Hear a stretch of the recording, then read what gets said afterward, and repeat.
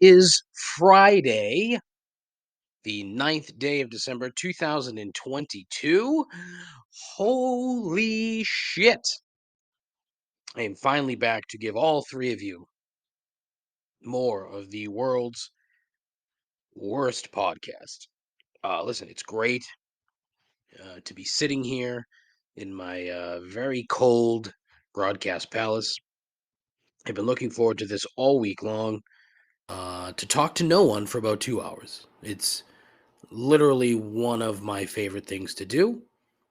Yeah, I think I've said this 1,000 times, is that I don't do this for any other reason than to entertain myself. I get such a kick out of it all the time. So here we go. It's going to be a long one. So just, I'm preparing you.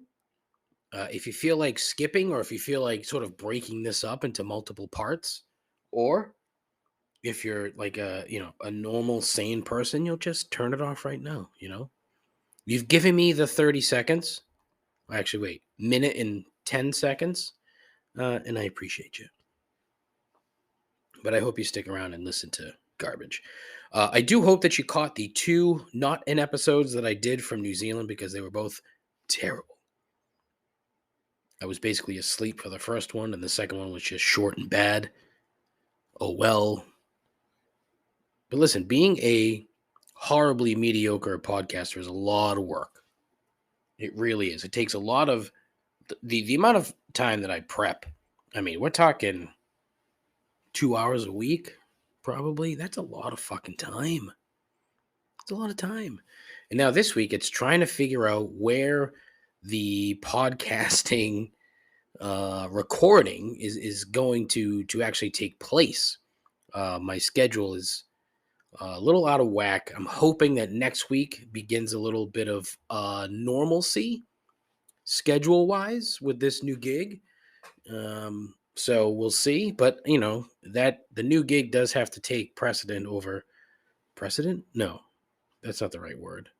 Precedence? Fuck. It's more important. It's more important than this crap. But listen, I produced 2,463 minutes of content this year. So that's going to go up by, another 100 and something plus minutes after this crap.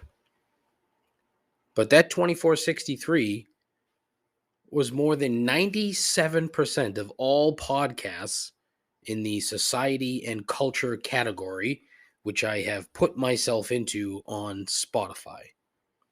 And for, every other... what? I have no fucking idea how to... people ask me, what's your podcast about? And I'm like, I don't know. I'm a white suburban male in my mid-40s. So you can imagine what it's about, which is just crap.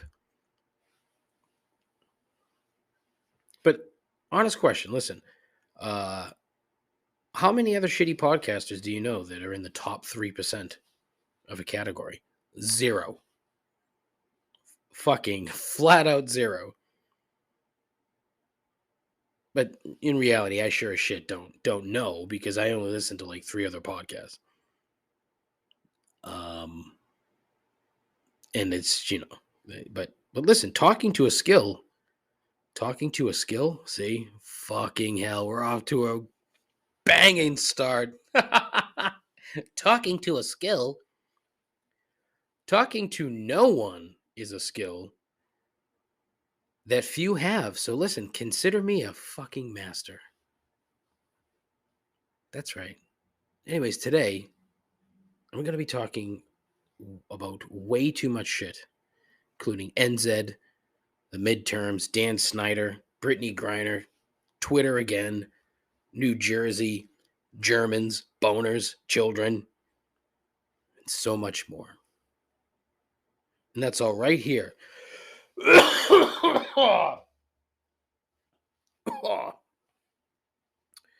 Right now on episode number 142 of Complaints and Observations.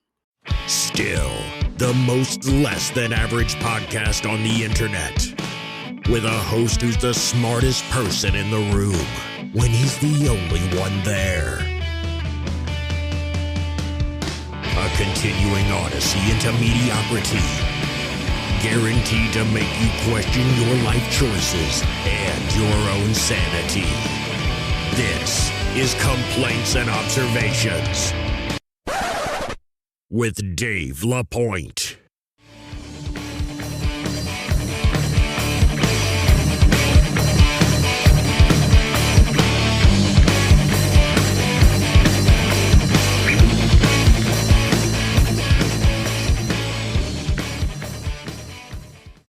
Who the hell is Dave LaPointe? I think he's a bum. I think he's an absolute bum. Oh, great. Thank you as always, Ken. Appreciate your wonderful intro. I have to get in touch with Ken again and have him do a new intro. I just love the guy's voice. And a big thank you to Aaron Rodgers, who is a bum. He's a bum. I can't put them on the hashtag dumb teams list because they're not doing anything dumb. They just stink. Although I'm pretty sure they won this weekend. I don't know. Anywho, listen, how are you? How's things? How was your Thanksgiving? Was it good?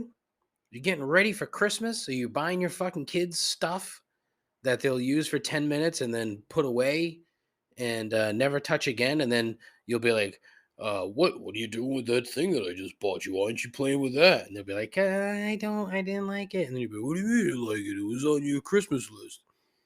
Like, man, but that's not really the one I wanted. What do you mean it's not the one you wanted? Maybe that just happened to me. I don't know. But yeah, be nice to your kids, unless your kids are dicks, in which case be a dick right back to them because they need to learn. That's right. I rattled off a bunch of crap that I was going to talk about today, and that's no joke. Like, I'm going to be talking about all that crap and way more. But I will definitely start. There are two places that I want to start. I want to kind of talk about my trip because it was just a terrific experience. And I'm not going to talk about it too much, just a little bit. And then after that, I'm going to talk about the fucking Boston Red Sox because I have never, ever in my life been so mad at something that really matters nothing. It's a useless thing, which is sports fandom. And for someone like me, who is just a stupid, crazy sports fan, it pains me. But it is what it is. Listen, so New Zealand. I will say this right from the top. If you ever have the opportunity to go, I beg of you to go. It is a wonderful country for a number of different reasons. One, just the sheer beauty of the landscape will literally blow your mind. And that's not hyperbole at all. There were so many times over a 27-day period where I had to stop and like just gasp in just sheer disbelief at what I was seeing. It was that nice. The people, just the vast majority of people in New Zealand are wonderful, thoughtful, kind people. I mentioned 3% earlier. I would say 3% of the population of New Zealand is, shitty. And their level of shittiness is not even close to the level of shittiness that people are in this country. So it's just, it's kind of stupid to say, oh, the people were great, but I mean, they were just, you'd be walking down the street and someone just says hi to you randomly for no reason. And the first time that happened to me, I was kind of blown away. We landed in Auckland, which is the biggest city in the country. It's not the capital, it's the biggest city. And so it was a busier place. But still, unbelievably clean. The whole country was immaculately clean. You rarely saw like trash on the side of the road or like Even gum stuck on the pavement was sort of rare.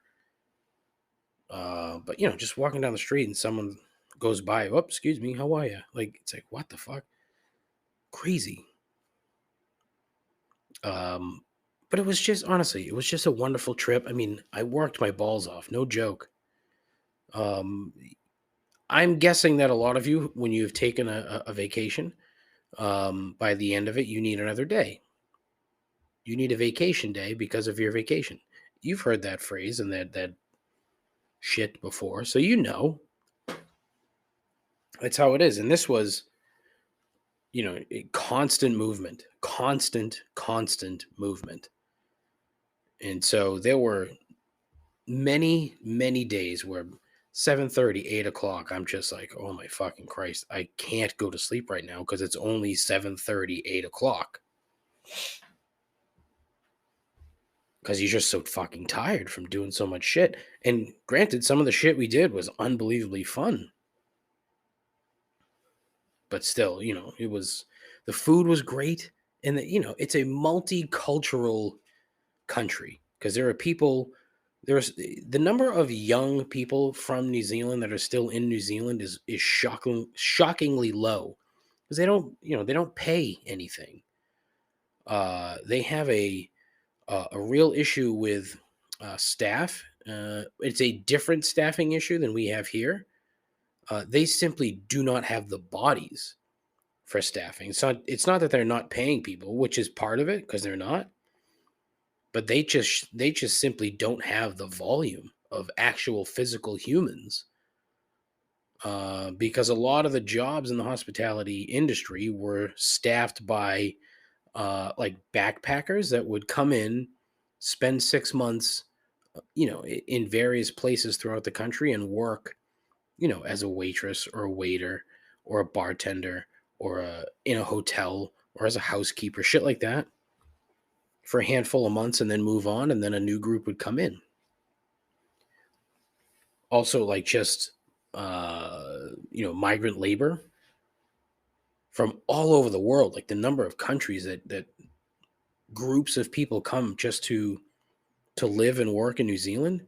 They haven't opened the borders to that type of I don't want to say things, it sounds stupid, but they're still restricting that. So until that changes, it's going to be very difficult.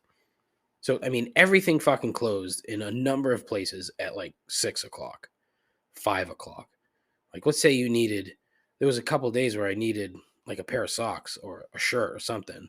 If I didn't get to a store by 5 o'clock, they were shutting down, and the whole town would shut down at 5 o'clock. If you weren't a restaurant, and even some of those, like Monday, Tuesday, forget it, ghost town. Some Sundays, but basically every restaurant in the country closes on a Monday. There's usually one in town that stays open, to be coy and suck up all that revenue that comes with it. But boy, I'm getting deep in the weeds. Just all I can say again, like, look, if you have the chance, you should go. If you like being outside, if you like the outdoors, that is absolutely the place for you. I mean, hiking galore. I hiked and walked more in my life in a 27-day span than I had in my previous 44 years. Just unbelievable. And you want to do it because when you get to the top of a hill or when you turn a corner, you're going to see something you haven't seen before. So hiking, biking, kayaking, snorkeling, scuba diving, all the wildlife, the birding. If you like birds, holy fuck, man. I don't know how many birders I have listening to my show, but fucking hell. If you're a birder, that is the place for you. And I'm sure like different shit,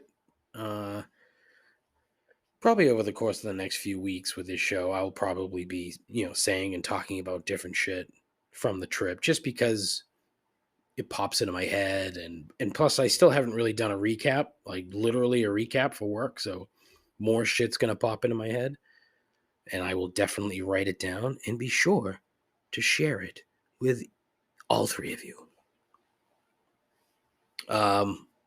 But yeah, so that's it for New Zealand.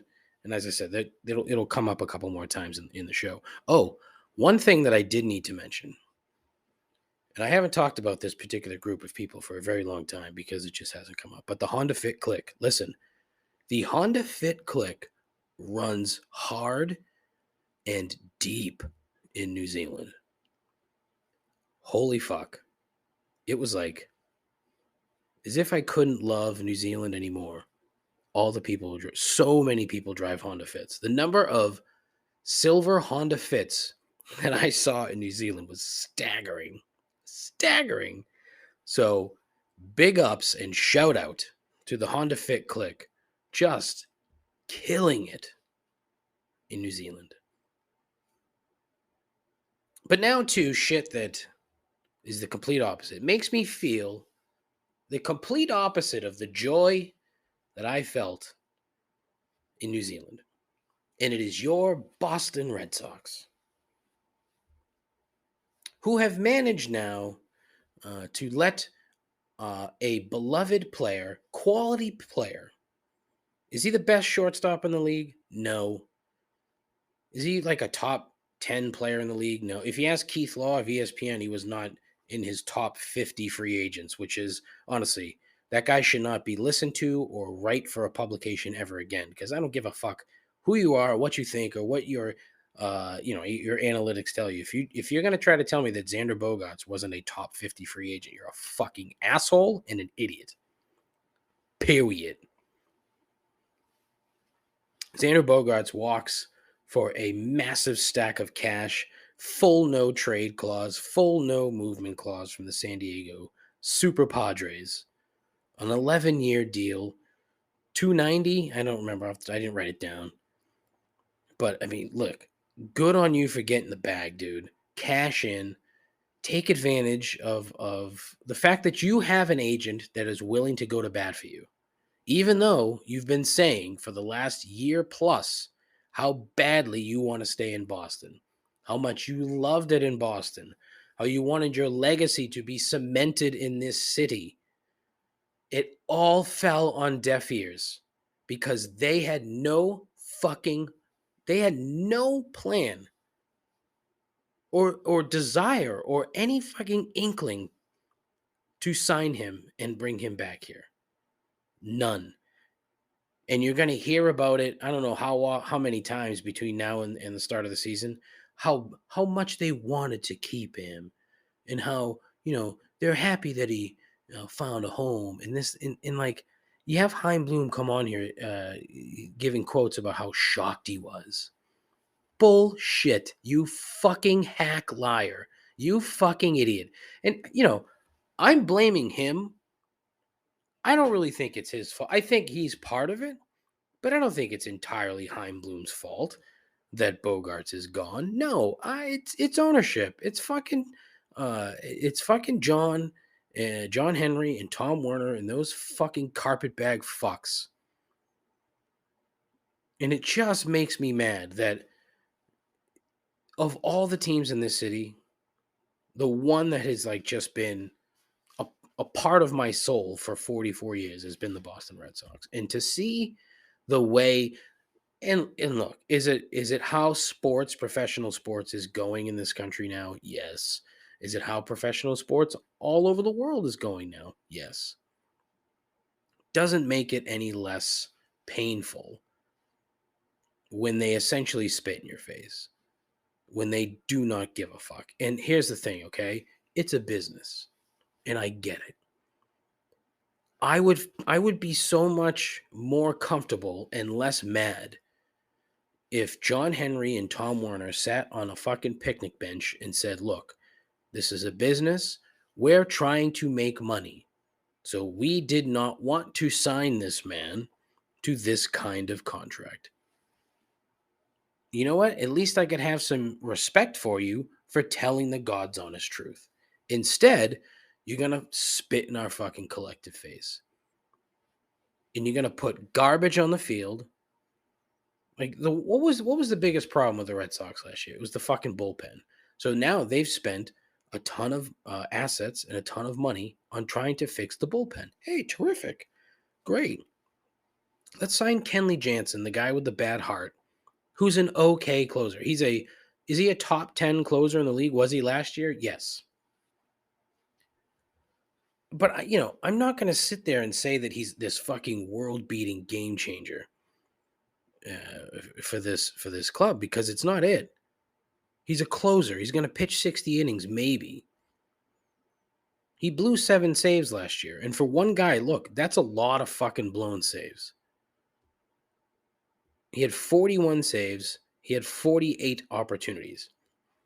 I'm sorry, but if your job is to get 3 outs 48 times, you should be 48 for 48. You should be. That's like a free throw shooter. You should be 100%. I'm sorry. Those called free throws. There's nobody in your way. You come in the 9th inning, there's nobody on base. You're just getting 3 outs. That's it. That's your job. So if you're less than 100%, that's not good enough. It's just not. And look, that sounds stupid. It sounds stupid saying it, but that's true. That's how it is. Saves is a made up bullshit stat that's only been around since the fucking early 80s anyway. It's just frustrating. Oh, we signed a Japanese outfielder that nobody fucking heard of. And if you're going to sit there and say that you did, okay, hey, congratulations. You love Japanese baseball. And you know all about Japanese free agency and the posting system and this, that, and the other, blah, blah, blah, blah, blah. I hope he comes here. I hope he does well. But I've been saying this for the last 3 years now. I'm not watching this team. You can't. Who's on, like, Devers is gone. Devers is gone. So let's just put that to bed. If they had any fucking sense, they would trade him today. They would trade him now and get something for him, which is what they should have done with Bogarts last year. But they didn't. Even though they knew full well they weren't going to fucking sign him.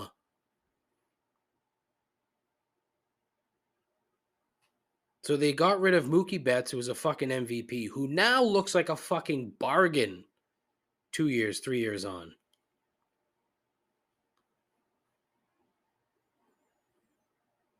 They got nothing. They got Alex Verdugo, who's probably going to get moved. They got a backup catcher in Jeter Downs, who's a 4A player. That's what they got for Mookie Betts, who's a fucking MVP. And they got nothing for Bogarts. So, all these Heim Bloom sycophants can sit here and say how smart he is and how brilliant it is. He got nothing for 2 fucking dynamite players. And I keep cursing because I'm so mad about it. I'm just mad. Because it doesn't make any sense to me. Like, it doesn't. Don't tell me that you give a shit about winning when you do crap like that. When you basically, again, hyperbole, but they took the fucking heart right out of this club. Like, who's the leader of the team now? Who? Who is it? Give me one guy who, when you look at, like, who? Fucking Kike Hernandez? Big fucking deal. That might be it. Like, he might be the face of the club next year. Unless they make some dramatic changes, he could be the face of your Boston Red Sox. Kike fucking Hernandez. God damn. Oh, but what about Trevor Story? What about him? What about him? You want a fucking 219 punch and Judy hitter who has one good month a season, being your fucking poster boy? I had a conversation with my buddy Matt yesterday. How they're not going to sign Devers because he doesn't sell shirts, doesn't sell merchandise. Well, who else does? Who else on that team fucking will sell anything? Who's the guy now? Who is the guy? There is no guy.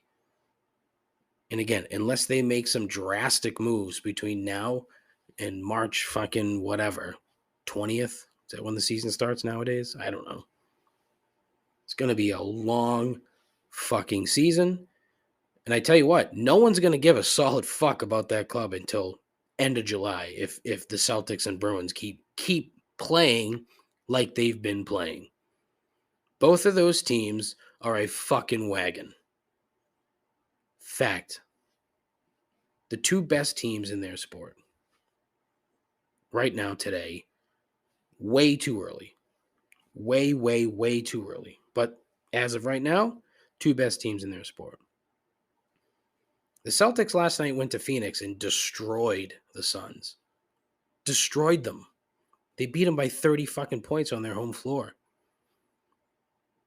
And they still don't have their starting center. Like, I'm sorry, but Rob Williams should not come back until February.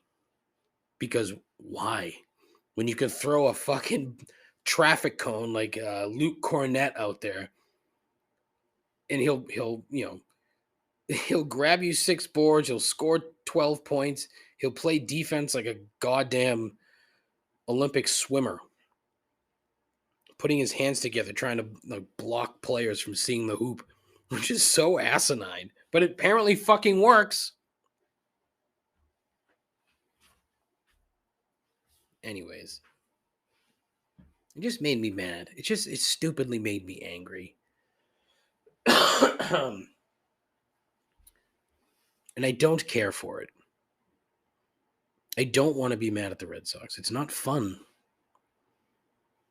But listen, unless something really changes, I'm hammering that under again. Because, but what are you going to do? I don't know. Yeah, I don't know. But seriously, just sell the team. Just sell the team so that I can be pissed off at a different owner, a different rich guy that doesn't give a fuck about me or anybody else.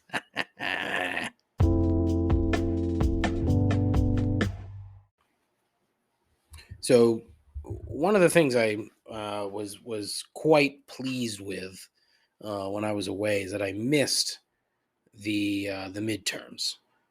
And I'm glad that I did because, quite frankly, it was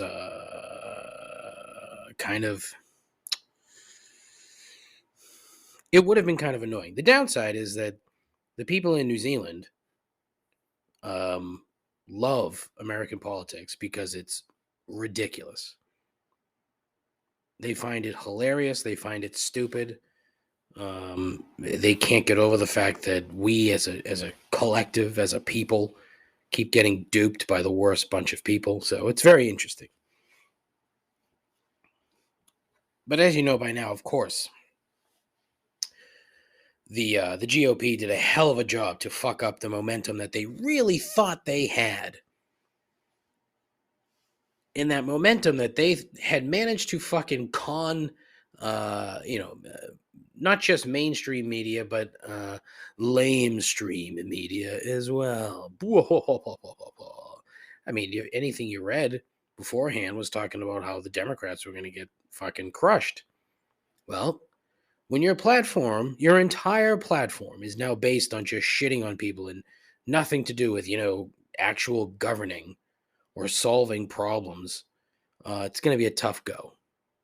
And that's what happened. Somehow, what was it that the first time a sitting president or a sitting Democratic president has gained seats in a midterm election since like 1940? I think that's what I read, something along those lines. And so I would say a rejection of the right's fear-mongering bullshit. It is, it's just stupid. I don't care if you're a conservative. If you're a conservative and you're an old Republican who just doesn't want to spend money and he wants lower taxes and shit like that, all right, fine. I can roll with you. Because there's substance behind your feelings, right? Nowadays, there's nothing there. It's just fluff and hate. It's stupid. It doesn't make any sense to me. On the flip side, I shouldn't say flip side. I meant to. Fine, I'll give you the flip side. The flip side is I'm curious how the Democrats will fuck up their actual momentum now. We all know it's coming, and they're going to fuck it up somehow. That's all I'm going to say about the left because it's just stupid.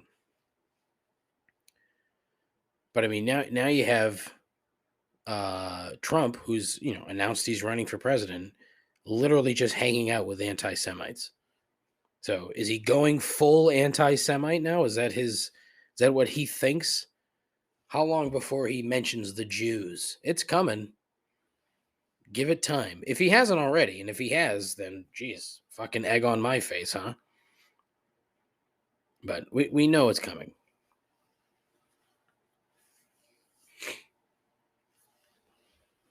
Two more big stories, somewhat politically that I found very interesting. Interesting. We'll get to the juicy one in a second, but first, old friend Dan Snyder, the House Committee on something. Don't ask me what, because there's 8,000 of them, and none of them really do anything other than produce memos. Some House Committee that it wasn't Ways and Means. It was, what the fuck was it? I can't remember what it was. But anyways, they had Dan Snyder testify on essentially just being a douche and the whole like leaking of the shit that John Gruden eventually had to resign for. Well, now it's being they put out a memo, the Democrat-led House Committee on like naughty boyness. I don't know. Put out a memo saying that he gave misleading testimony and evaded questions by saying more than 100 times that he did not know or could not recall information. Mind you, he gave that testimony remotely, sitting on a fucking yacht somewhere in the Mediterranean. So, again, fuck that guy. Just fuck that guy. And then Bruce Allen, the guy who used to work for him, used to be the team president for then the Washington Redskins, testified to the same committee that a top NFL official told him that the team was actually the one that leaked the emails that led to John Gruden's resignation. Fucking hell. And of course, we've already heard that Mr. Snyder engaged in a series of attempts to interfere with the committee's investigation because that's what he does. He's a dummy. He's a piece of shit. And if you're a Washington Commanders fan at this point, I mean, just brutal. Brutal. It just, how on earth can you be so fucking stupid? What is it that you're doing? Why do rich people, why can't they just sit there and be rich? So many of them have to open their fucking mouth or just do fucking dumb shit. Like you have Jerry Jones, for example. Let's talk about dumb fuck Jerry Jones for just a brief second. This moron, the guy's been a racist all his life. It's fairly evident, okay? He grew up in bumfuck Arkansas. It was instilled in him at a young age, proven by the fact that he was in North Little Rock, I think it was North Little Rock High School, when they were trying to desegregate the school. There's old Jerry, 15 years old, looking old at 15, like 4 fucking, people lengths. What do you call that? 4 people deep. People lengths. Fuck's the matter with you? Away from, these black kids trying to get into the high school. There he was in 1957. That tells you how old this dummy is, who hasn't won shit since Jimmy Johnson left. The Barry Switzer title was Jimmy Johnson's title. Get the fuck out of here. And he's done nothing since then, which should just fucking prove to you without a shadow of a doubt that the brains behind that operation was entirely Jimmy Johnson. Entirely. And he knows it, which is why Jimmy's name is not in the Ring of Honor. However, this dummy, really, he could have put this whole fucking thing to bed. Right? If he had just said something along these lines. Hey, yep, that was me in 1957. It was a different time. And I've learned along the way. And but I had nothing to do with that. I went to the school and I was there.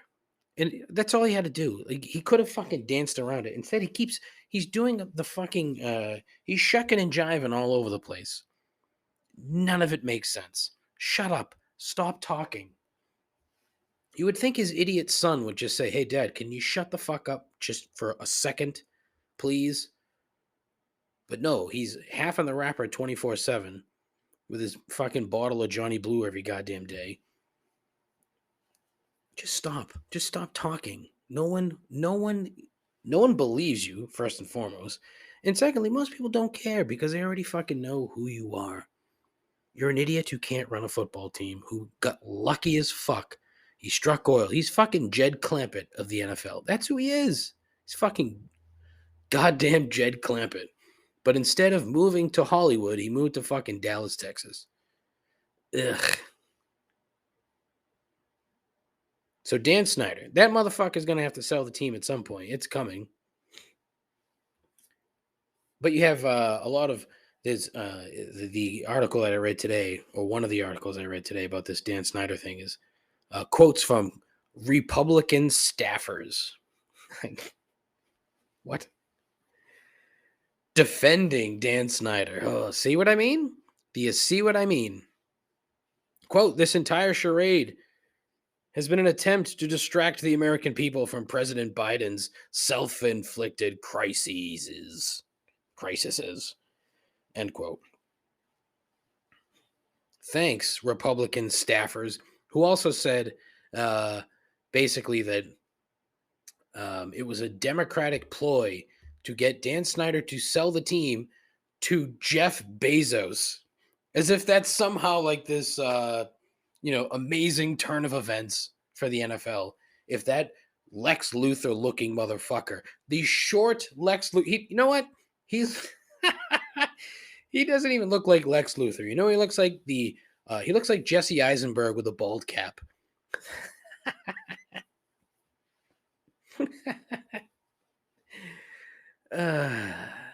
Yeah, I miss doing this show, and I made myself laugh over dumb crap. But hey, what makes anybody in the GOP suddenly think that it's a Democratic ploy just because Jeff Bezos owns the Washington Post? He's suddenly this fucking diehard lib. Get the fuck out of here. Oh my God, they're so fucking dumb. They're just so clueless in their stupid little beltway bubble. Fucking go away.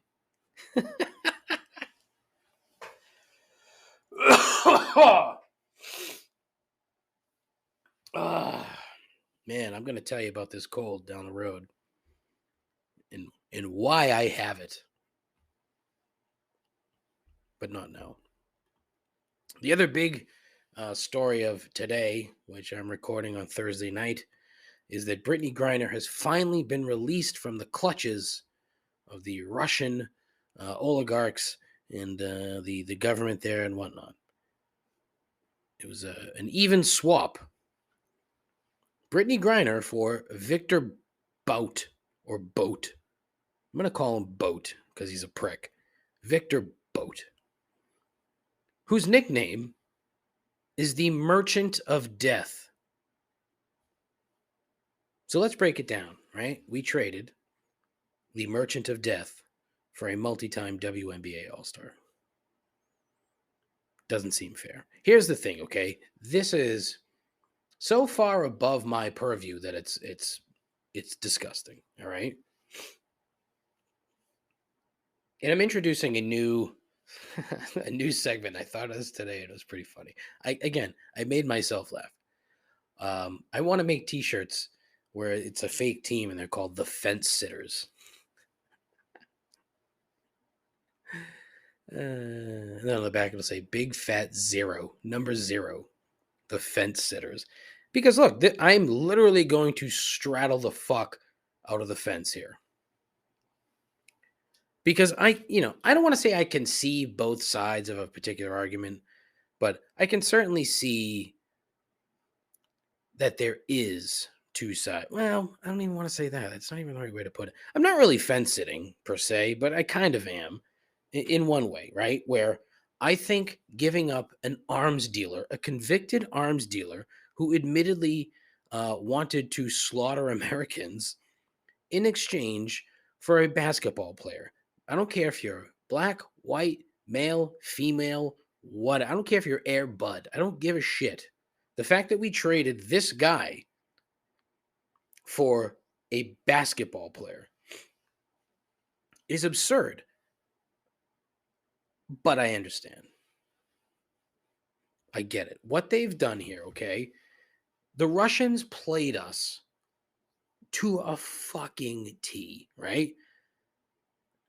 They knew full well who Brittany Griner was. There was somebody within that airport that knew who this very tall, tattooed, dreadlocked black woman was that was walking into security. They knew full well who she was, partially because of what she looked like, but then also partially, women's basketball in Russia is a big deal.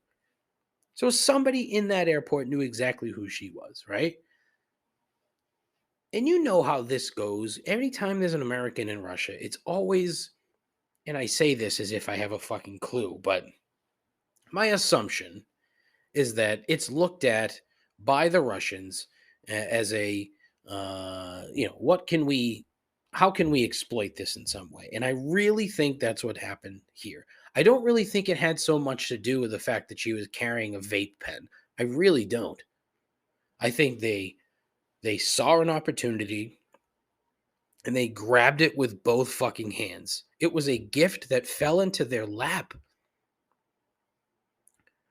The Russians know how to sow division of Americans better than any fucking other entity ever. People are going to get mad at Fox News for being divisive and all this other crap. They don't have shit on the Russian intelligence agency, whatever it's called, because they knew full well that by doing this, they were going to make both sides angry, right? Because now, not only do they get back their fucking boy, their guy, Victor Boat, they were able to fucking get people so unbelievably pissed off in a multitude of segments, right? Because now you have the the super patriotic, supposedly super patriotic racists who are like, oh, a black basketball player for this guy. You're getting them all worked up. You're getting the libs all worked up because they're thinking they're mad at the other side for saying, why are you mad? Do you follow me? You probably don't. I know where I'm going here, but I'm just all over the fucking map. I find it so unbelievably ridiculous, right? But they fucking played us. They absolutely played us to a T. They knew exactly what the fuck they were doing. And they've known what they've been doing the entire time. They didn't give two shits about her. They didn't care. They don't care what happens to her. They don't care if, like, her mental stability, gone. She's fucked up for life, right? And it is going to be fascinating when she sits down and talks about what she went through, because if she can, because who knows if she can, we don't know. She had to go to Germany or somewhere else to be fucking debriefed before she could even really be released to go home. And apparently this happened last week, but it's been under wraps. Then there was a video that came out that Russian media put out today. I don't know if it's real, of Brittany Griner and Victor Bout, like, basically crossing paths on a tarmac somewhere. Like, they literally had to walk past each other. What the fuck? But the Russians knew exactly what they were doing, because now you have a bunch of people who are going to get pissed off that we made this exchange. People in this country, and I heard this today. I don't know where I heard it, but somebody made a really good point. Was it Lebitard? It might have been. I don't think he said it. I think somebody on his show said it. But, basically, COVID taught us something that was kind of shocking, right? In that the value of an American life to other Americans is very low. It's very low. People get, oh, you have to wear a mask for a little while? You're inconvenienced? Oh, you don't believe that people are getting sick and dying? You don't care if they're getting sick and dying because of COVID? You don't care. because the value of another human life to somebody else, to another American, is painfully low. And so in this particular instance, you had Brittany Griner suffering in fucking Siberia, for Christ's sakes, in what allegedly is the worst Russian penal colony, yet a lot of people didn't give a fuck. It's a wild dichotomy here, right? It's just so strange that we as a society care so less and so little, I should say, about our fellow man. What the fuck happened to us? Like, what happened? Ronald Reagan, Newt Gingrich, those motherfuckers. They made it easy to hate the other side. They made it fashionable for one side to hate the other. And now it's just gotten worse and fomented and being ridiculously out of control. Partially why I loved New Zealand, because people weren't so fucking pissed off at one another just because of who they may or may not have voted for. But it's becoming a problem worldwide. Give it time. America is a pace setter. People look at us, and there are some countries that laugh in our face because they think it's ridiculous. But then there's other people in those same countries that, like, look what happened in Germany the other day. You had a fucking alt-right group. 26 guys got busted because they were going to try to overthrow the German government and install a prince. You should see this motherfucker. Look that story up. It's wild.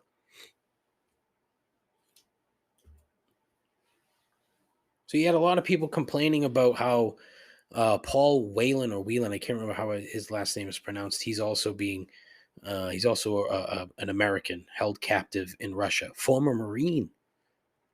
But he's being accused of spying on the Russian government.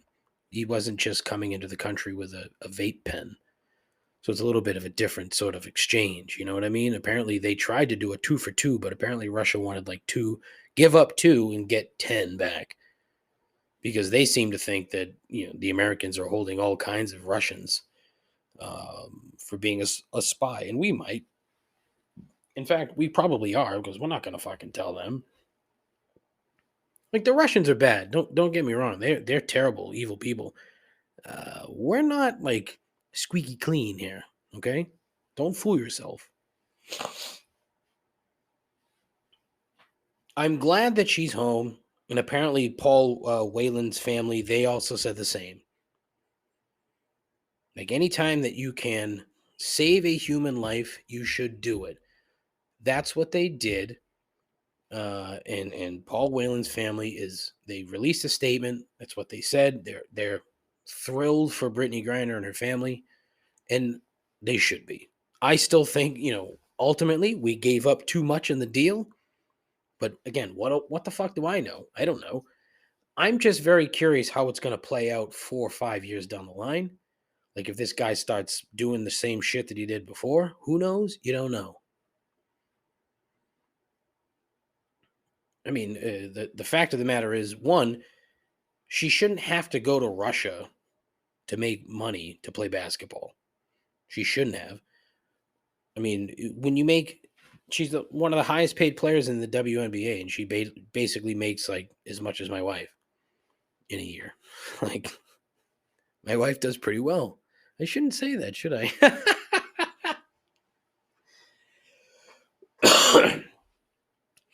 But she didn't make more than $100,000. I mean, she might have. I'm way off. I could be. I'm terribly sorry, dear. I didn't mean to air. I didn't mean to put you on airs. You know what I mean?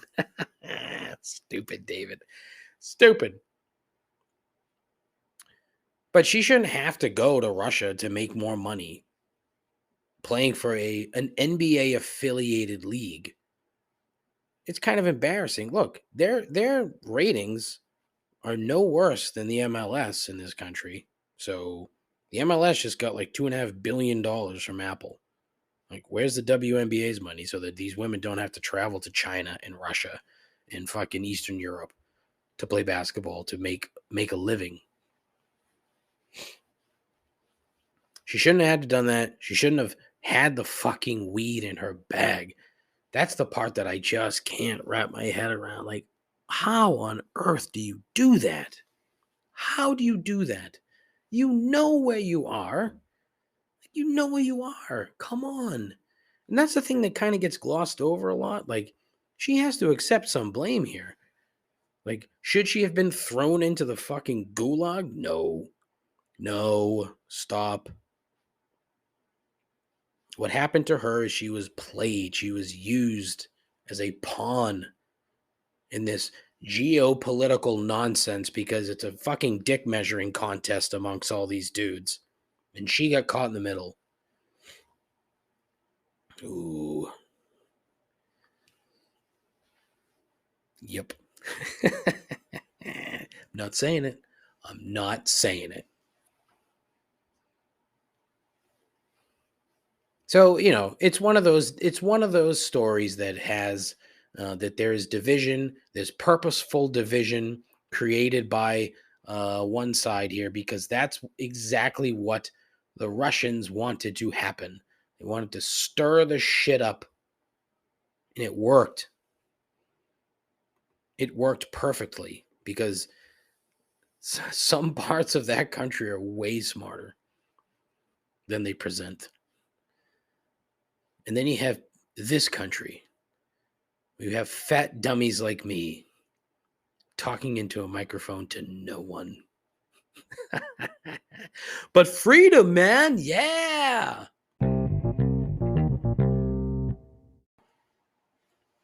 I was thinking of doing like a rapid. I just said like a 3 fucking times. What am I doing here? What am I? Like that kid Repeat from Sandlot. So this cold, right? The last full day in New Zealand, I had an excursion out to Milford Sound, which is on the South Island West Coast. Beautiful, absolutely stunningly beautiful. I don't know. The downside is I repeat myself constantly when I'm talking about New Zealand because I keep saying that over and over and over again. But listen, unfortunately, to get to Milford Sound, there were 2 methods of travel. One, you can fly from Queenstown out to Milford Sound.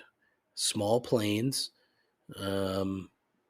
always sold out. Or you can take a bus. I took a bus.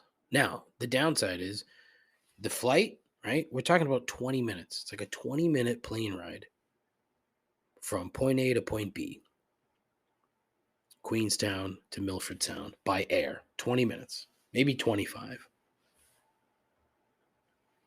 A bus ride, however, you can't go through the mountains because that straight direct shot is basically over what they call the Southern Alps, the Southern Alpines. You can't just go straight across. You basically have to go south, and you got to go around and go back up northwest to Milford Sound. That's a 4.5 hour one way bus ride. So get on the bus 7 a.m. 7 a.m. pickup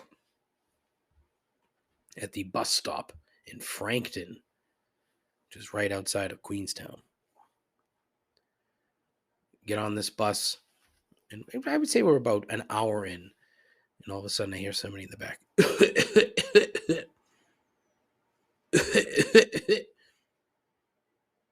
Then I hear a bunch of little kids coughing.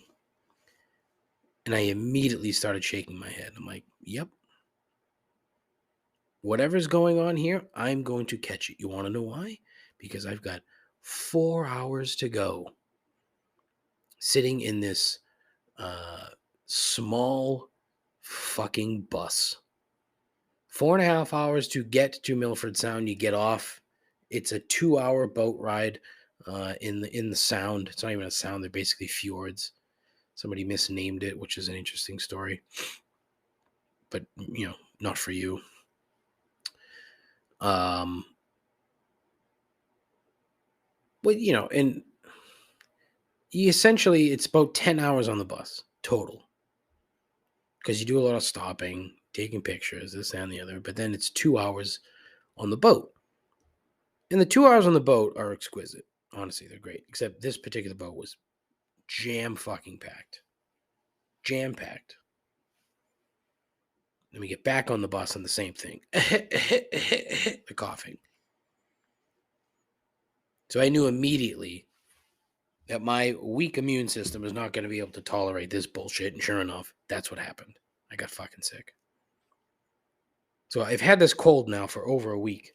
It's finally dissipating. I've given the cold to my wife, unfortunately. But I don't know. You know you're going to be on a bus all day.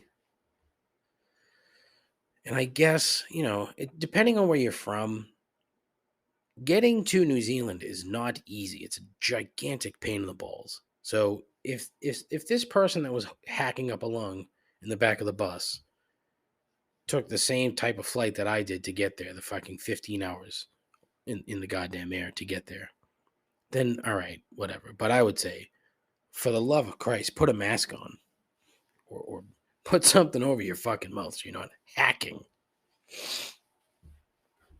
And then I wrote this down.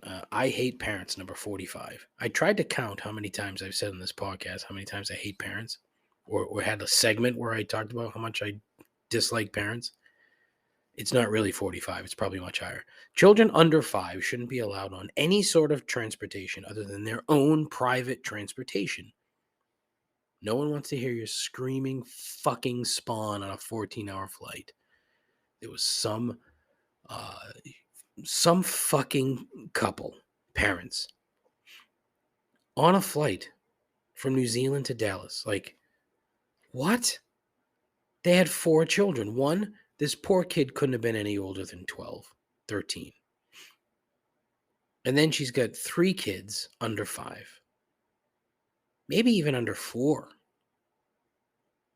And I'm thinking, wait, what are you doing? And there's somebody in the back. Thankfully, they're in the back of the plane. But multiple times, this kid is literally screaming bloody murder. Screaming where you're thinking, oh shit, what's going on? And look, I don't know what their deal was. I don't know why they weren't Kiwis. There was no accent between the mother and the father. So I don't know what the fuck they were doing. But they had to be in New Zealand for whatever reason. Not good. Keep your fucking kids at home.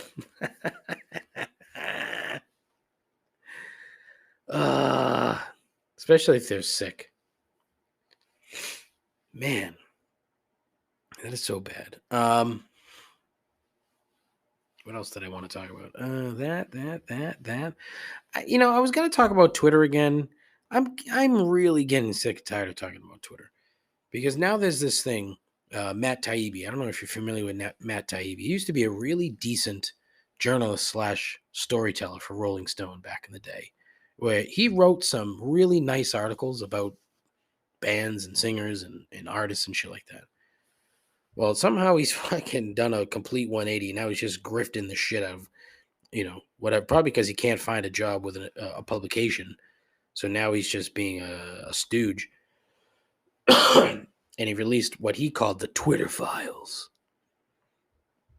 which my guess is he got from some ex-employees, who were, they're like, hey, this company sucks now. Fuck Elon Musk. I'm gonna fucking spread some shit, and then got a hold of Matt Taibbi. Hey, you want this? Well, no. Now Elon and his flock of cocksuckers yelling about how, the whole deal is that, I see I'm getting off topic, but basically the whole deal is that these Twitter files were talking about how both sides of the aisle.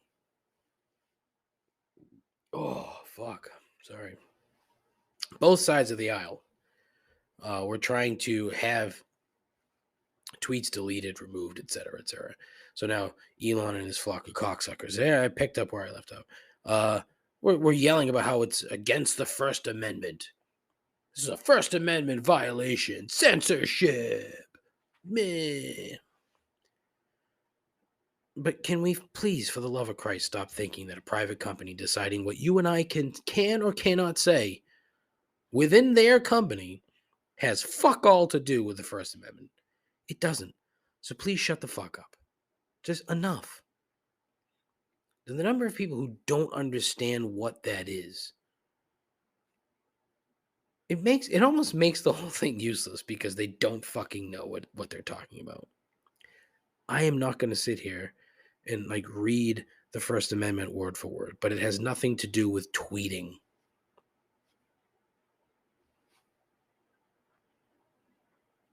So anyways, he's basically saying that the Biden camp asked Twitter to take down some tweets. Shady? Yep. Kind of shady. Then he's talking about how executives from Twitter met with various government officials regularly to discuss what should and should not be up on Twitter. Fine. They are well within their rights as a private company to do that. Again, is it shady? You betcha. But they're a private company. They can do that. If that's what they want to do, they can do that. Turns out some of the tweets that Mr. Taibbi shared were basically tweets containing pictures of Hunter Biden's cock. Yep. So that's the argument here. We're talking about Hunter Biden again, and now we're talking about Hunter Biden's cock. This is why New Zealanders find American politics so ridiculous. We're talking about somebody's dick. I don't have kids, thankfully, but if I did, if my son's cock was plastered all over the internet, I'd want to use whatever resources I had to remove said cock.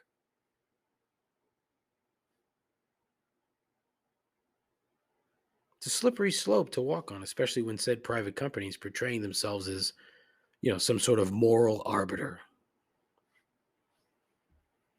And the best part is you have a lot of righties screaming about how, who was it? That comedian Tim Dillon, who's kind of funny, but I don't know what he's trying to position himself as. It's interesting, but he's talking about how tech cultures, they want everyone to conform.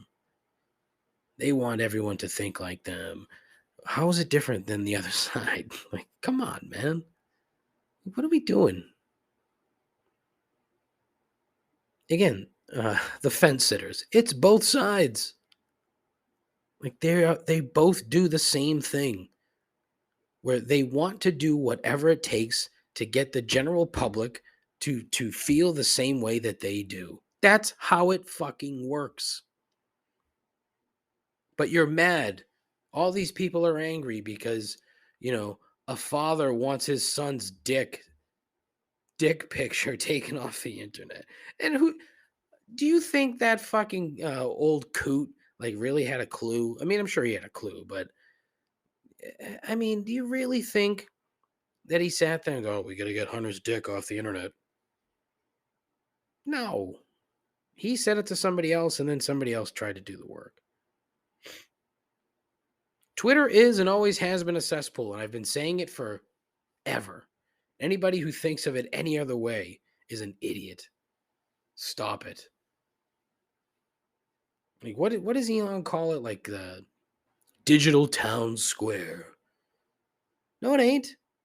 It's the digital town square if it was literally a fucking leaching field. That's what it is. Stop.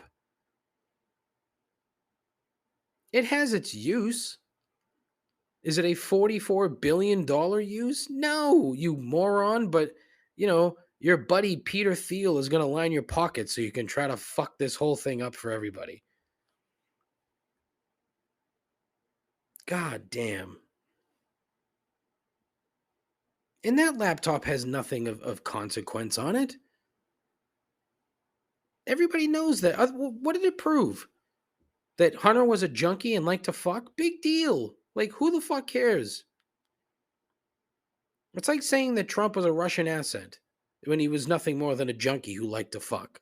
Like, stop. Just there's no substance. And the entire it's just how do we as a general public get manipulated by these dumb things? It's Benghazi all over again. Hunter's fucking laptop is Benghazi, except nobody died. But somehow Benghazi was entirely Hillary Clinton's fault, even though it was proven that it wasn't. Like, gah. Stop. Why am I talking about this?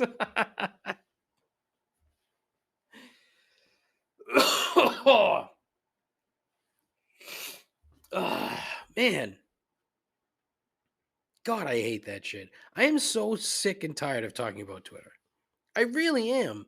And you know what the worst part is? I really like Twitter. I find it so useful and funny. I like it. But Christ's sakes, man, like enough is enough. Like, what are we doing? All right, moving on. Better news. Former associate producer Dave. I say former because Dave doesn't like me anymore. But anyways, I had a buddy of his on the show not too long ago whose name, it had a great name, and now I can't remember what the fuck it was. And he was on a television show called You Bet Your Life with Jay Leno. And then, as I mentioned, Dave actually flew out to LA and he's going to be on the show. You Bet Your Life with Jay Leno and Kevin Eubanks. It's really cool that Jay keeps giving Kevin Eubanks a job. It's pretty cool. Yeah, these two friends do, you know? It's nice. Anyways, there is finally an airing date. The show will be on December 16th, which is 1 week from, I'm going to say today, Friday, 1 week from Friday, the 9th, which is tomorrow. Nope, which is today. In 1 week. And apparently it's going to be on Fox television. Now, here's the downside. I'm pretty sure it's on at the fucking crack of dawn. Like, actually, before the crack of dawn. My local listings say that it's on at 2 a.m. So, yeah, literally 2 a.m. Oh, actually, hold the phone. It could be on at 3 p.m. I hope you heard that far. Yeah, it could be either 2 a.m. or 3 p.m. in the afternoon. So either 2 in the morning or 3 in the afternoon. 2 prime time TV slots. Now, I know I'm going to watch it because I want to see Dave on TV, even if, look, I still like Dave, even though he's a bit petty. And so I'm looking forward to that. So if you really want to, waste 30 minutes of your day for whatever reason, do yourself a favor and find You Bet Your Life with Jay Leno next Friday, the 16th, at either 2 a.m. or 3 p.m. to see former AP Dave in all of his TV glory.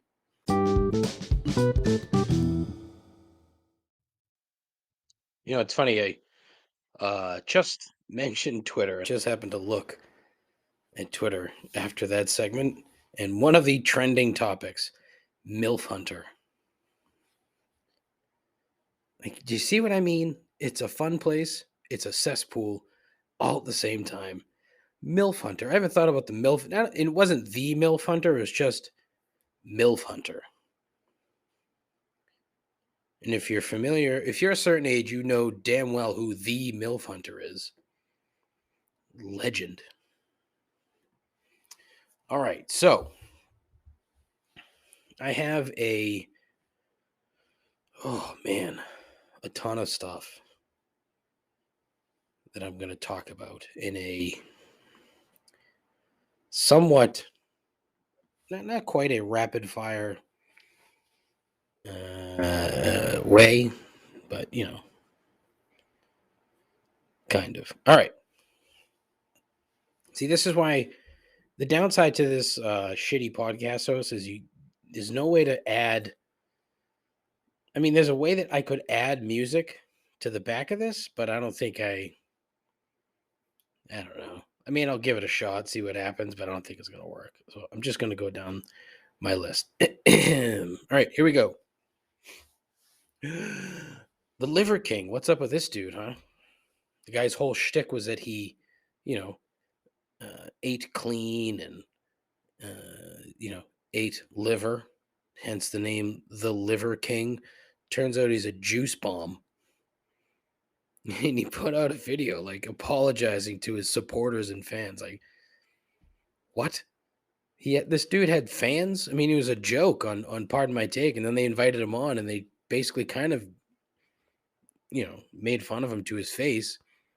But he couldn't. Apparently, he couldn't figure out that he was being made fun of. I don't know. It's weird. But anyways, just look, never trust your heroes because they're going to break your heart at some point. And Liver King broke a lot of hearts. Subway is fucking everywhere. There is no.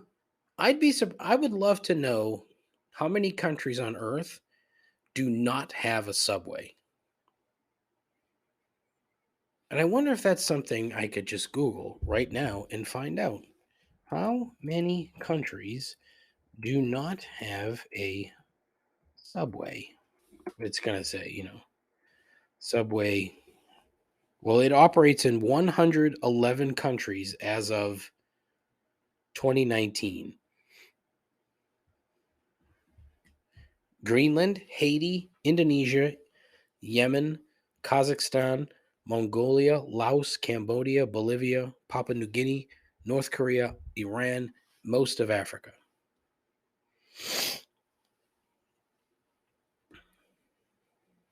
So that's a lot of fucking Subways. Cuba does not have a Subway. Oh, this is a much more updated list. This is from last year.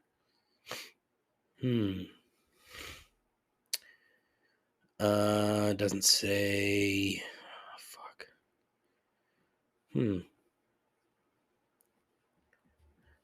Wow, Cuba does have a McDonald's. They put one at Guantanamo Bay. Fucking hell. Oh my God. It's terrible. Wow.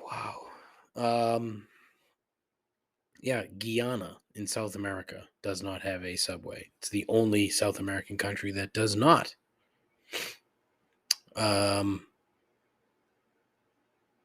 Cambodia apparently does have a Subway. Oh, actually, no, wait. It's not true.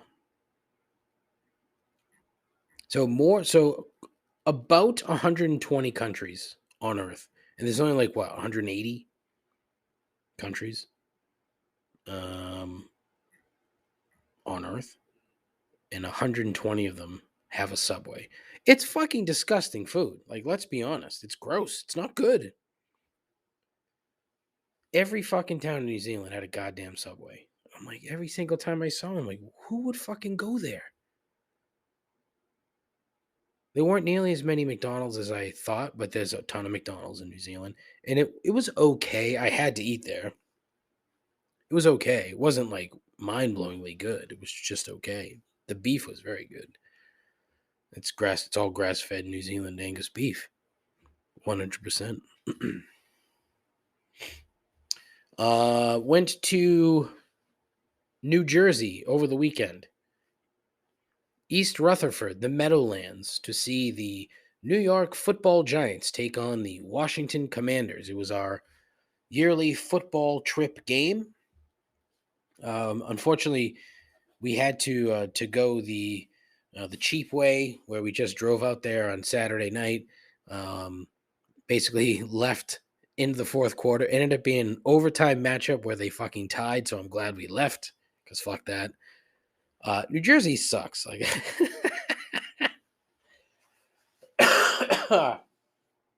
yeah, it kind of sucks. But now, so this was the second game. The very first game we went to in Green Bay, right? We ended up sitting next to Bengals fans because they were playing the Bengals. And when we sat down, we were both, my wife and I, we were shit-faced.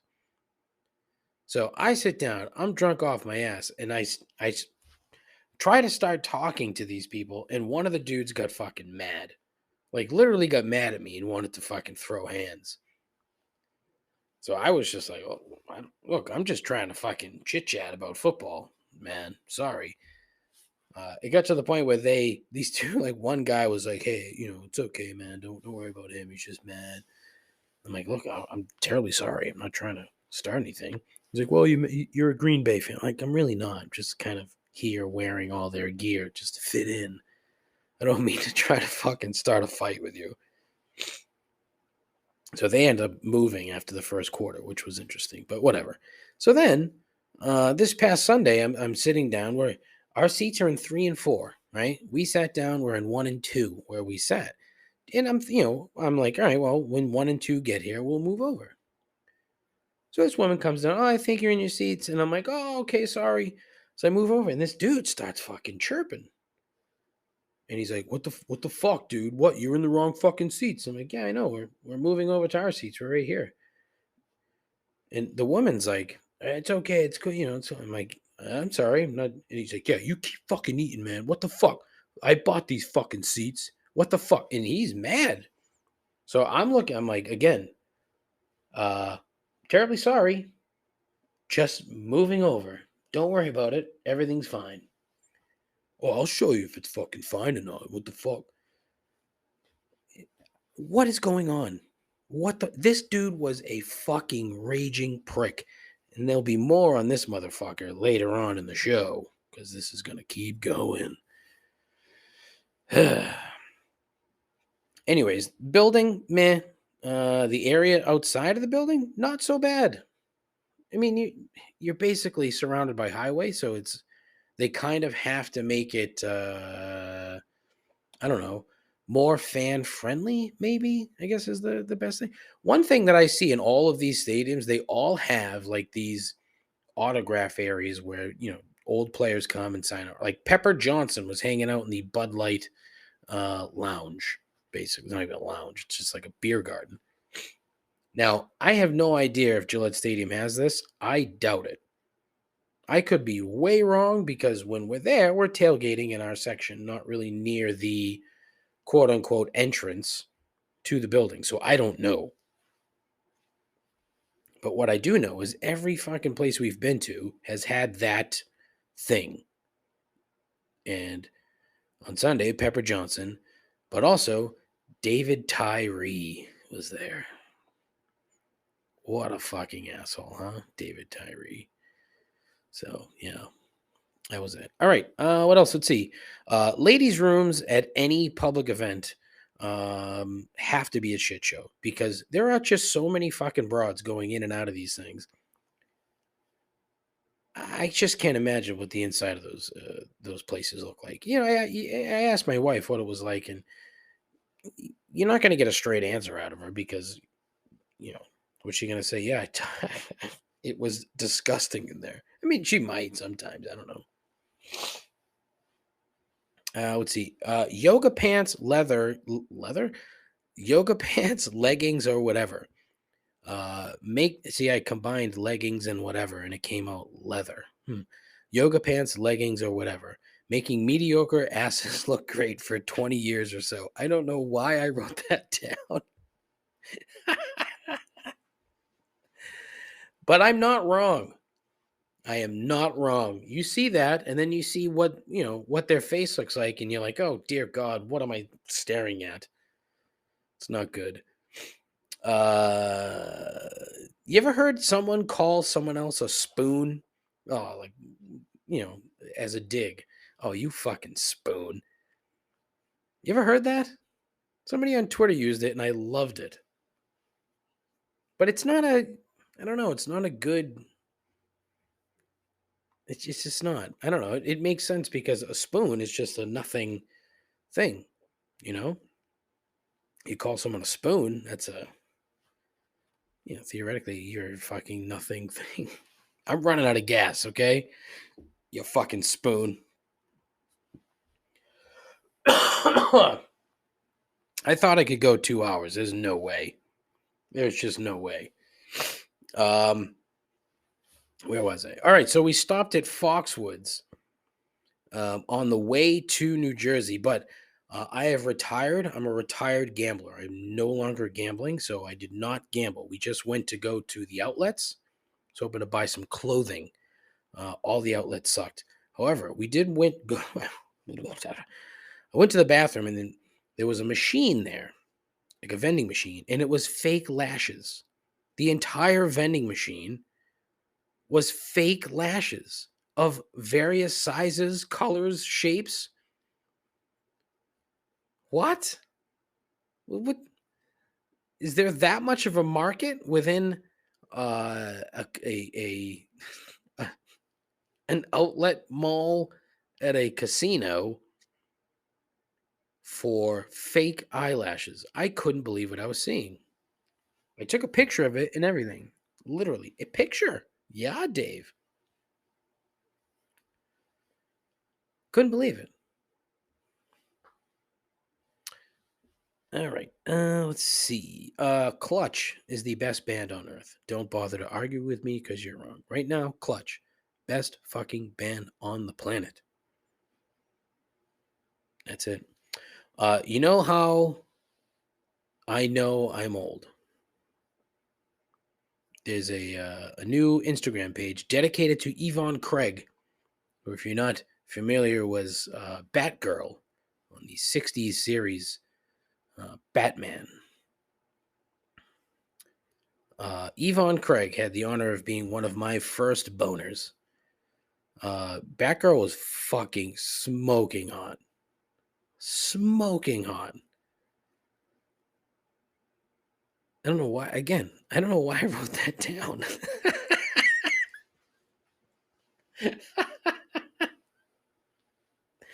It's not even dedicated to Yvonne Craig, I don't think. I think it's dedicated to Batgirl. I don't know. All I know is that it's there, and I spent like 20 minutes looking at all the pictures. Like, oh my God. Crazy. Two more New Zealand things that I needed to share. Pizza in New Zealand, awful. You know what they have a lot of? Domino's. And then if you order pepperoni outside of Domino's, you're getting like a salami bologna combo thing. And it wasn't good. Also, mullets and mustaches, huge in New Zealand. They're both equally disgusting. I'm sorry. Like, they're just gross. I don't get it. What's next? Germans. Tons of Germans in New Zealand, and a lot of them just smell bad. So if there's a stereotype about Germans, it should be that they don't smell good. They're very pushy, and they don't smell good. Oh, God. And then finally, two things from friends of the show. First, Stuart Todd Whitworth, ST Dubs, has finally unveiled the video that he had mentioned during our interview a while back about the piano that he lit on fire while he was playing. The video has finally come out. And I did post it on the Instagram page at Complaints Pod. In the stories, I shared it. And I am telling you, like every time I hear this dude's music, it just reminds me he was born like 10, 15 years too late. Because if he was making this music in like late 90s, early 2000s, he'd be fucking massive. His music screams to me Dawson's Creek. I don't know if I said that to him or not. I must have. I don't remember much of anything. But I must have said that. But then this song, for some reason, you know what I thought of? Like Lifetime Christmas movie theme song. It just fucking fits. It's catchy music. It's so well produced. It's unbelievable how this dude has produced these songs. Not, and again, I don't really know the guy. Excellent producer. You would think somebody would fucking hire this guy just to produce an album because it just sounds unbelievable. The fucking CD is ridiculous. And even when you're like watching the video on Instagram, you can hear how just wonderfully produced it is. It's crazy. But you should check it out. Stuart Todd Whitworth. Go, you'll find him. Just type that into Google or into Instagram. You'll see him. ST Dubs. Super nice guy. Almost way too nice of a guy to be on this show. And I wish him nothing but the absolute very best. Hopefully he does make it to the East Coast at some point because I would love to see him live. Again, like, you know, his music is not, I don't want to say it's not for me. I mean, it's pop music. It's not my, deepest. It's like a softer Gavin DeGraw, and I was really into that first Gavin DeGraw album. I thought it was awesome. Maybe because it was a little different. It was during that time, like that little jazzy pop thing with who's the other guy? Jamie Cullum, the young Brit pianist, jazz guy. Yeah, it's sort of like a combo thing there, That's what I mean. He was just came along 10, 15 years too late. But anyways, yeah, Stuart Todd Whitworth, check him out. Also, another friend of the show, South Shore Bar Pizza guy, Jimmy. Jimmy and his Instagram page at SS Bar Pizza, all one word. Go check it out. He is in his 2022 tournament, and it's getting into the Final Four. So if you want to get involved, just follow him. He posts the polls on Twitter. I mean, on stupid on Instagram on his stories.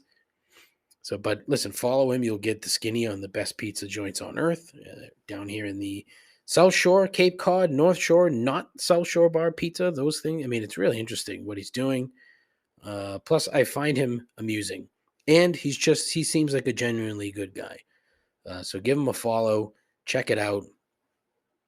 If you like pizza, if you like pizza, or if you like pizza in bars on the South Shore, that's your account. Go check it out. What else? I think that was it for like rapid fiery stuff. The Fence Sitters. I see, that's such a great bit. Sorry. The best Christmas commercial of all time.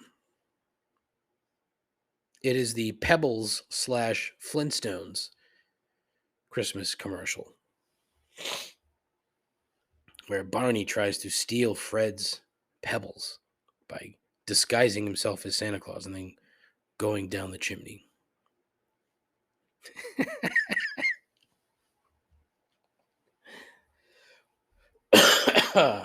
Man, it's so good. I wish I could remember like the very beginning of the song. I can't. Damn it. But then like the actual Santa shows up and Barney's like, "My pebbles." And Fred says, "Your pebbles. Ho, ho, ho." And then he hands both of them a bowl of pebbles. Happy birthday, buddy. Oh, no. Happy birthday. Oh, this would be so much better if I could say I had been drinking, but I haven't had a drop. I'm just drinking water. And I have a cold and I'm very tired.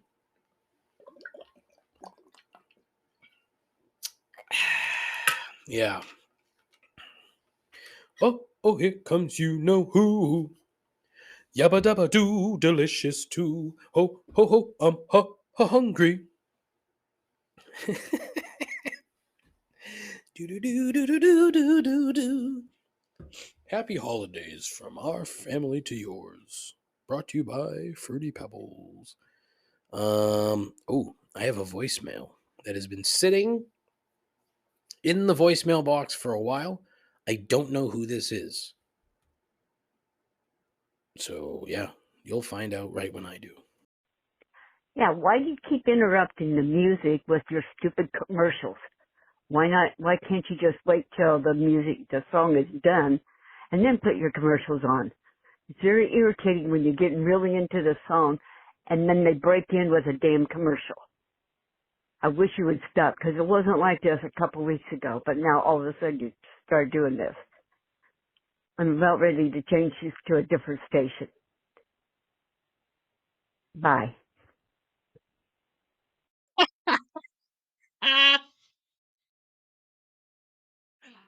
All right, listen, that came from a 309 area code, which is, I think, in Illinois. Hold on, let me see. Yes, including the world famous Rock Island, Illinois. If you're not familiar, you should be. But it came from a fucking 309 area code. This was the 15th of November, so it was damn near a month ago at fucking 1:30 in the morning. Like, who the fuck is this bird? Yeah, it was a Thursday night. So actually, she's up on a Wednesday night at 1:30 in the morning complaining about commercials and music and calling my show. What? Like, who are you, ma'am? Reveal yourself, because the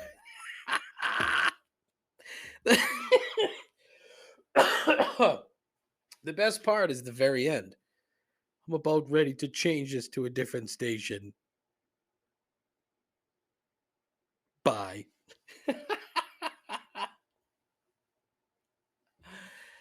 Oh my god, I love that. Why can't you wait till the song is done and then put your commercials on? It's very irritating. I really hope that was a wrong number. Like, I'm praying that it was just a screw up and not um a gag. Even if it's a gag, it's funny as fuck. As I'm yelling into the microphone. I probably did multiple times today, so I definitely apologize. But listen, I'm with you, Maud or Barbara or Helen, whoever you might be. Let's go, Helen. Helen, I'm with you. I really wish they would stop interrupting the music with the stupid commercials. And I don't know why. And you're right, it is irritating when they. I mean, who's cutting into a song with a commercial? Who does that? Clearly, it's a radio station out there in Rock Island, Illinois. But somehow she called me. That's so great. Oh man. I love it. I mean, look, I'm certain that I'm half I shouldn't say that. I'm 75% sure that it's a gag, like, being played on me, but it's funny. If that's the case, it's funny. Especially that pause and then bye. Oh god, that was great. So anyways, Helen, listen, thanks. Please keep calling 617-657-4736. Call in. Complain. That's exactly the kind of complaint that I'm looking for. If you listen to this shit and you haven't called in, fucking Helen is a better listener than you, and she's never listening. She's never listened to the show. Ever.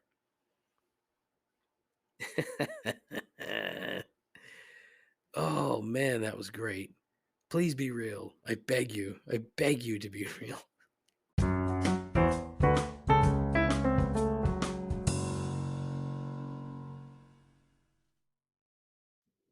All right, mercifully, it is time for everyone's favorite part of the show, the end.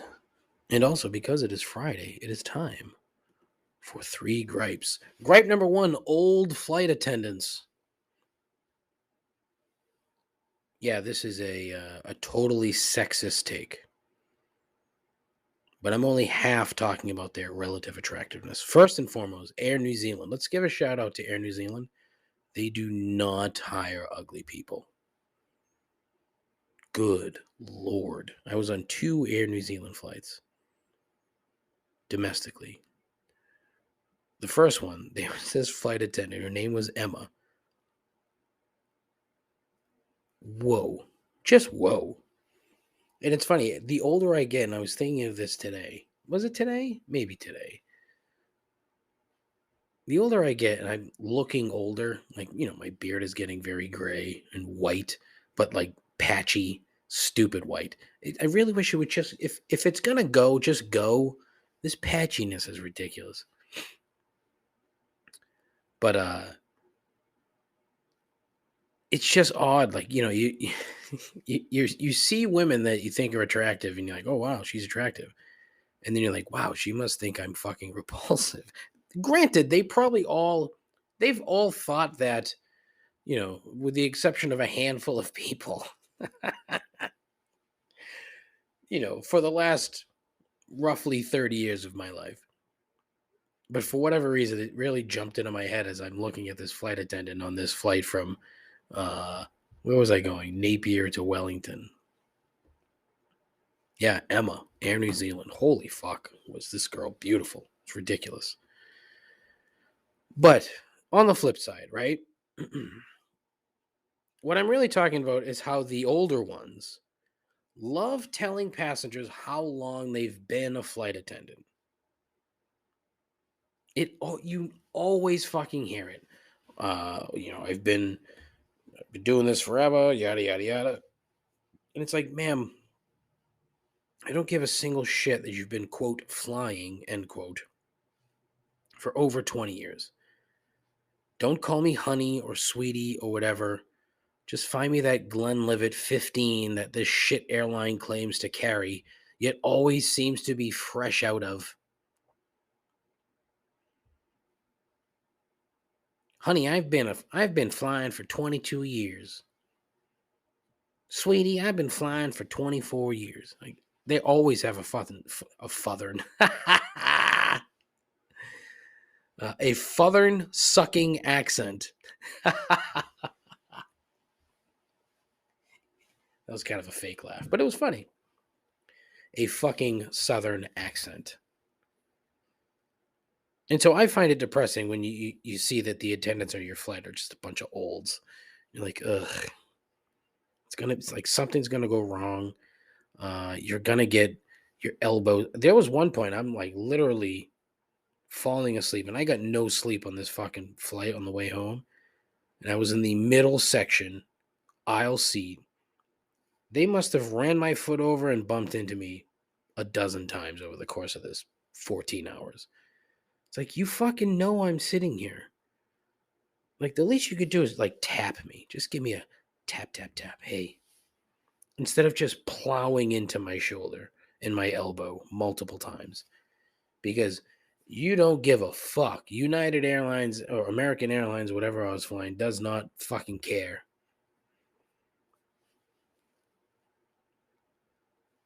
It's just annoying. The old flight attendant. Boy. Gripe number 2, the donation scam. It's a sports related thing, and it's not a scam. It just drives me nuts. It always happens on the radio. Okay, you're listening to whatever, right? You're listening to a game, and it's like such and such will donate $1 for every tackle to the Jimmy Fund, brought to you by such and such shit bank. We're a bank. You put money here, but apparently we're different than the one that you already use. And they always say, we'll donate X for every whatever up to X number of dollars, right? What I don't imagine if, let's say it was for every point or for every field goal. No, for every touchdown, Xfinity will donate $1,000 to, the American Cancer Society for every Patriots touchdown pass, and they get $7,000 at the end of the season.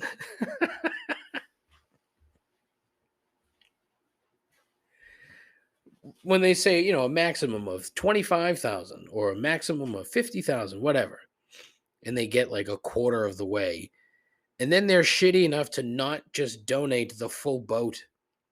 They only, I'm sorry, he only threw 7 touchdown passes, so that's only $7,000. Here you go. I know that's not how it works. I know that, but it just when you fucking hear it all the time, again, it's one of these fucking things that just drive me crazy. Like the goddamn commuter rail being dog shit. I know it's going to be dog shit before I step on the goddamn platform. Yet here we are every day complaining about the fucking commuter rail. So now I'm complaining about charitable endeavors. Why? Because I'm a whiny asshole. That's why. Which kind of ties into gripe number 3: women who willingly put up with horrifically shitty men. Caveat: I am not horrifically shitty. I'm annoying. I'm whiny. But I'm not horrifically shitty. You know who is? It's that douchebag that I saw at the Giants game the other day. This motherfucker got mad at his girlfriend, fiance, wife, whatever. And I could hear everything this guy is saying. And he's probably in his late 30s, if I had to guess. Maybe mid 30s. The woman he's with, roughly the same age, probably a little bit younger, but clearly she has experience with putting up with this shit. And he just kept saying, "Oh, do you like these seats? I bought these fucking seats. If you don't like it, you can fucking leave. Give me the fucking keys. You get the fuck out of here." And she's like, "Me? I drove here. It's my fucking car." "Yeah, what the fuck? Get the fuck out of here if you don't fucking like it. Fuck you." And then he gets up and walks away. And I'm thinking, I'm like, God, are you fucking serious? Did these two just literally, you know what I just realized? They never fucking told the story about the two kids that were fucking giving each other fucking hand jobs in the goddamn flight on the way to New Zealand. Fuck. Saving that. Big market tease next week on Complaints and Observations. The story of two young kids giving HJs and finger blasting on an American Airlines flight next to yours truly. Anyway, so this fucking poor girl has to put up with this crap. And I said something to my wife. I'm like, why do women do that? And she said, I don't know. And I just don't understand it. Men are terrible. Like, let's be honest, okay? Most men are terrible. 95 to 98% of us are whiny babies, right? We are not the superior sex by any stretch of the imagination, all right? Women procreate. Granted, they need us, but for a very short period of time do they need us. They're just the more superior sex, yet somehow you're treated the complete opposite, as exhibited by this young man who I was really just half hoping that the woman would tell him to fuck off and get up and leave him there. That's what I was hoping for. Didn't happen. But fucking hell, broads, honestly. All right, that's part of the reason you don't call them broads, but whatever. It's a joke. What are you doing? Stop doing that. Like, all you're doing is making things worse by tolerating that crap. If someone like that, if a guy's gonna treat a woman that way, that guy deserves to be the fucking incel that he probably was at one point. Before this woman probably took pity on him. Like, fucking hell, stop. Just stop. Fucking guys. And it sounds stupid to say as a guy. But I mean, I like to think that I'm smart enough to realize how stupid I am. And so as a general rule, I have a good idea of how other dudes think.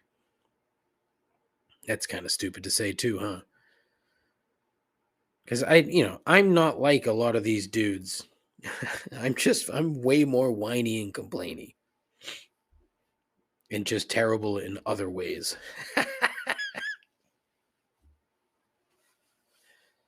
All right, I didn't get to 2 hours. And quite frankly, I think you're all better off for it because most of this was awful as usual. But you can't be surprised with that, right? Can you? Kenya. Can you? See? Kenya, can you? That's what it is.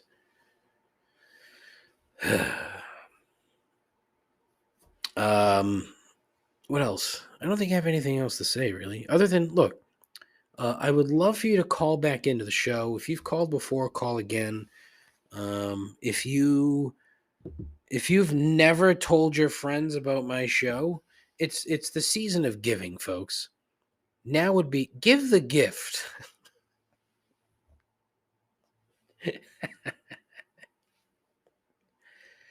Give the gift of shitty entertainment with complaints and observations.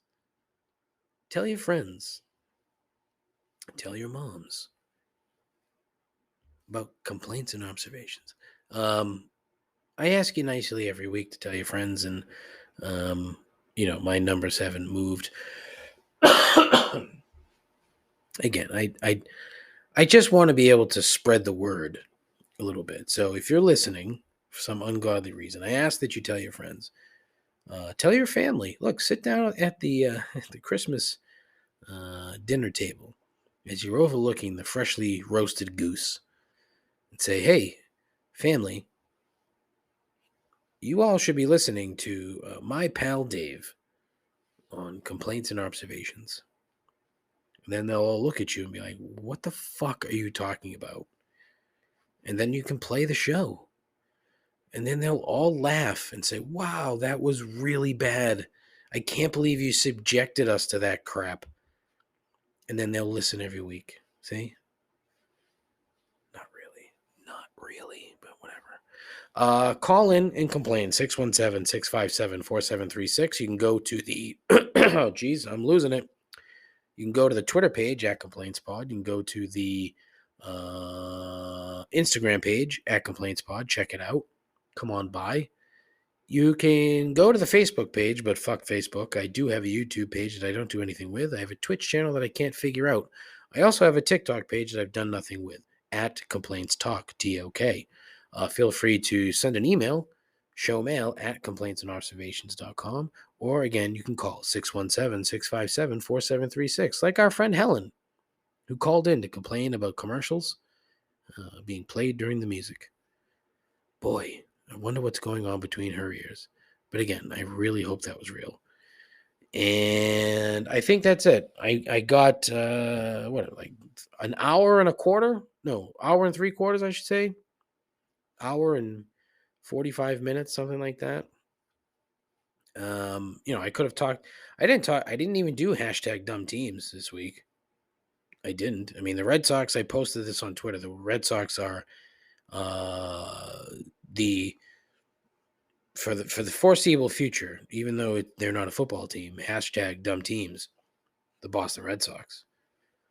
And I don't remember much from Sunday, although I could put the Giants, the New York Football Giants, hashtag dumb teams, because they couldn't close out the Commanders on Sunday.